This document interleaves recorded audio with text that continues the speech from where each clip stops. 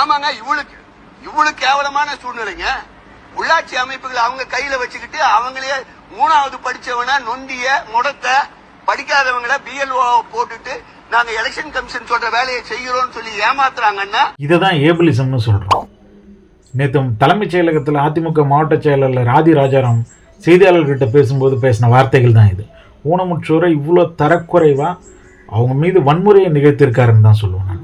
எவ்வளோ ஊனமுற்றோர்கள் அரசு வேலைகள்லையும் தனியார் துறையிலையும் வேலை செஞ்சுக்கிட்டு இருக்காங்க. இந்த நிலைமையிலையும் ஊனமுற்றோர் வேலை செய்ய முடியாது, அவங்களால எதுவும் முடியாது என்று கொச்சையாக அவங்கள வார்த்தைகளை பயன்படுத்தி அவமானப்படுத்தியிருக்காரு. சரி, இவர் சொல்கிற மாதிரி BLO வேலையை அவங்க செய்ய முடியாததுக்கான ஒரு வேலை செய்ய முடியாமல் போனால் அதுக்கான காரணங்கள் என்னவா இருக்குன்னு பார்த்தீங்கன்னா, இன்அக்சசிபிளான infrastructure.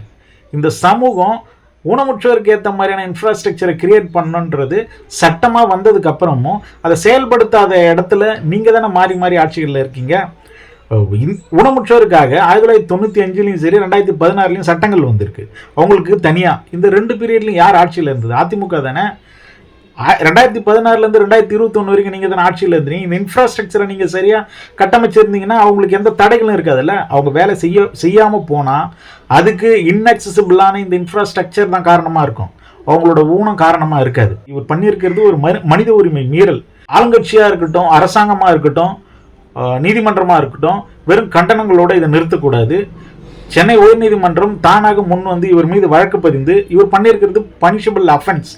2016 rights of person with disability ஆக்டில் சரத்து 92 இவர் பண்ண இந்த குற்றத்துக்கு குறைந்தபட்சம் 6 மாதங்கள் அதிகபட்சம் 5 வருடங்கள் தண்டனை. இந்த மாதிரி சட்டங்கள் இருக்கு. ஊனமுற்றோரை தவறாக பேசினா அவங்களை தண்டிக்கப்படணும், தண்டிக்கப்படக்கூடியவர்கள்ன்றதெல்லாம் வெறும் சட்டமாக மட்டும் இருக்கு. அதை செயல்படுத்துறதுக்கு நீதிமன்றங்களும் அரசாங்கமும் இது முன்னெடுத்து செய்யணும்னு சொல்றேன். ஏன்னா நாங்கள் கேஸ் கொடுக்கறது நாங்களும் சாமானியர்கள் தானே. ஒரு வல்னரபிள் கம்யூனிட்டியை இந்த அளவுக்கு பப்ளிக்காக வன்முறை நிகழ்த்த முடியுதுன்றதை பொறுத்துக்கிட்டு இருக்கக்கூடாது. நான் அரசாங்கத்துக்கும் நீதிமன்றத்துக்கும் வைக்கிற கோரிக்கை, இவர் மீது தானாக முன் வழக்கு பதிந்து விசாரணை நடத்தி அவர் தண்டிக்கப்பட வேண்டும். ஊனமுற்றவர்களை இந்த மாதிரி அரசியல்வாதிகளே தவறாக பேசுறது இதே கடைசி முறையாக இருக்கணும். எல்லோரையும் உள்ளடக்கிய சமூக மாற்றத்துக்கு முன்னெடுத்துக்கிட்டு போகிறதுக்கான தலைவர்களும் அரசியல் கட்சிகளும் அரசாங்கமும் இருக்க வேண்டும். அதற்கான சமூகத்தை நாம் வளர்த்தெடுக்க வேண்டும். நன்றி.